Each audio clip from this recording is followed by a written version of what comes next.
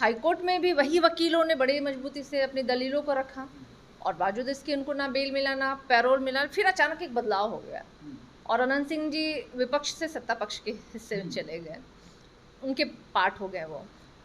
अब भी वही वकील हैं, लेकिन क्या किया उन्होंने, दलीलों को सही से नहीं रखा होगा, तभी कारण है कि उनको बेल भी मिला और पैरोल भी मिला और आज तो वो बाइज्जत बरी हैं ना। तो वही तो हम कह रहे हैं, कहते थे ना वो कि ना हम किसी को फंसाते हैं ना हम किसी को बचाते हैं। तो आज तो उनकी सामने है बात को कि कैसे वो किसी को फंसाते हैं और फिर कैसे वो किसी को बचाते हैं। इन्वेस्टिगेशन जो ऑफिसर होता है वो बातों को नोट डाउन करता है, लिखता है, तैयार करता है, सुपुर्द करता है कोर्ट के। अब उस पर भी जांच पड़ताल होती है, तो ये पूरी की पूरी प्रक्रिया होती है। अब उन प्रक्रिया के तहत पुलिस और कोर्ट के समक्ष ये न्यायालय का दिया गया निर्णय है, तो हम तो उस पर टीपा टिप्पणी नहीं करते हैं। नमस्कार, स्वागत है आपका लाइव बिहार में। मैं आपके साथ है संजीव सिंह। देखिए, मोकामा से पूर्व विधायक अनंत सिंह को पटना हाईकोर्ट से बड़ी राहत मिली है। AK-47 मामले में पटना हाईकोर्ट ने उसे बरी कर दिया है। हमारे साथ बातचीत करने के लिए RJD प्रवक्ता सारिका पासवान है। क्या कहेंगे, अनंत सिंह को तो बरी कर दिया गया है? नहीं, देखिए, मैं भी सुन रही हूँ कि अनंत सिंह जी को बरी कर दिया गया है और जब अनंत सिंह जी हमारे साथ थे यानी विपक्ष में थे, तो सत्ता पक्ष की तरफ से कई वकील जो हैं बड़ी मजबूती से अपने दलीलों को रख रहे थे निचली अदालत में, जिसके कारण कि इनको बेल भी नहीं मिल पा रहा था, ना उनको पैरोल मिल पा रहा था। फिर मामला जो है वो हाईकोर्ट तक पहुंचा। हाईकोर्ट में भी वही वकीलों ने बड़ी मजबूती से अपनी दलीलों को रखा और बावजूद इसके उनको ना बेल मिला ना पैरोल मिला। फिर अचानक एक बदलाव हो गया और अनंत सिंह जी विपक्ष से सत्ता पक्ष के हिस्से में चले गए, उनके पार्ट हो गए वो। अब भी वही वकील हैं, लेकिन क्या किया उन्होंने, दलीलों को सही से नहीं रखा होगा, तभी कारण है कि उनको बेल भी मिला और पैरोल भी मिला और आज तो वो बाइज्जत बरी भी हो गए। क्या लग रहा है सत्ता पक्ष में आने की वजह से उनको मिला है क्या? ये सच्चाई माननीय मुख्यमंत्री नीतीश कुमार जी की है, जो कहते हैं ना कि कानून के प्रति और न्याय के प्रति उनकी क्या भावनाएं हैं। तो कहते हैं हम ना किसी को फंसाते हैं ना। तो वही तो हम कह रहे हैं, कहते थे ना वो कि ना हम किसी को फंसाते हैं ना हम किसी को बचाते हैं। तो आज तो उनकी सामने है बात को कि कैसे वो किसी को फंसाते हैं और फिर कैसे वो किसी को बचाते हैं। AK-47 मामले में जो है उनको सजा भी हुई थी, लेकिन अब सबूत के अभाव में कहा जा रहा है कि उसे बरी किया गया है, तो कैसे देखते हैं इनको?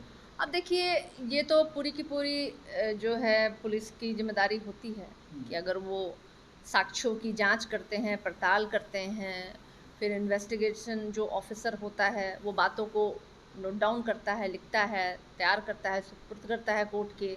अब उस पर भी जांच पड़ताल होती है, तो ये पूरी की पूरी प्रक्रिया होती है।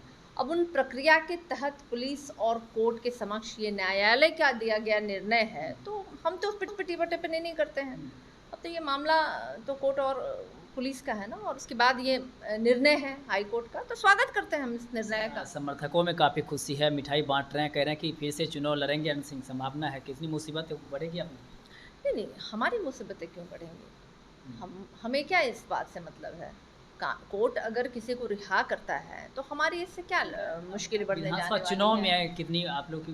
नहीं, हमारे देखिए, चुनाव पे मुझे नहीं लगता है कि इसका कोई असर होने वाला है। और अनंत सिंह जी एक इंडिविजुअल आदमी हैं और राष्ट्रीय जनता दल एक दल है और बहुत बड़ी जन समर्थन और बहुत बिहार के वासियों का प्यार मोहब्बत जो है हमारे दल, हमारे नेता के साथ खड़ा है। तो मुझे नहीं लगता है कि कोई एक व्यक्ति विशेष जो है ना वो कैपेबल हैं कि वो इस पे प्रभाव डाल सके। मोकामा क्षेत्र में एक अच्छा खासा दबदबा रहता है, लोग छोटी सरकार के नाम से बोलते हैं और ललन सिंह को भी जिताने में कहीं ना कहीं अहम रोल रहा। 15 दिन के लिए पेरोल पर भी बाहर वो आए थे, कहे थे कि ज़मीन बंटवारे को लेकर के आए हैं, लेकिन मोकामा क्षेत्र में खासकर उनका प्रभाव है। तो ऐसे में कितनी चुनौती उस क्षेत्र में होगी RJD के लिए? देखिए, का एक पर्टिकुलर कॉन्स्टिट्यूंसी में प्रभाव होना और किसी एक नेता का पूरे बिहार में और पूरे देश में प्रभाव होना, दोनों में बहुत बड़ा फ़र्क है। और हमारे नेता तेजस्वी यादव जी का प्रभाव पूरे बिहार में नहीं पूरे देश में है। लोग चर्चाएं करते हैं इनके बारे में और इनके जिस तरीके से परिश्रम, मेहनत और दृढ़ निश्चितता इनका रहा है, ये लोग तारीफ़ करते हैं। तो मुझे लगता है कि इन दोनों बातों में फ़र्क पड़ता है।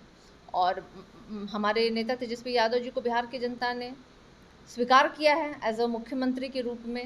हमेशा उन्होंने युवाओं के लिए काम किया है, महिलाओं के लिए काम किया है।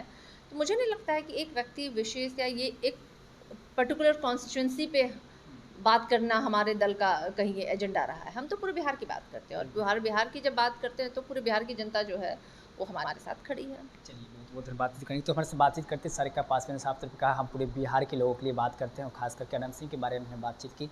उन्होंने साफ तौर पे कही कि अनंत सिंह का किसी खास क्षेत्र में पकड़ है और वो निर्दलीय भी रहते हैं तो उसका उधर रहता है पकड़, लेकिन आरजेडी को इससे कोई फर्क नहीं पड़ने वाला है। सभी लोग तेजस्वी यादव पे भरोसा करते हैं, जनता को तेजस्वी यादव पर विश्वास है और हमारे नेता जो काम करते हैं उसे सभी खुश रहते हैं। साथ ही साथ अनंत सिंह के मसले पर और भी क्या कुछ कर रहे थे आप भी सुने थे, आप भी अपनी राय प्रतिक्रिया कमेंट बॉक्स के माध्यम से दे सकते हैं। आप देख रहे थे लाइव बिहार। बहुत बहुत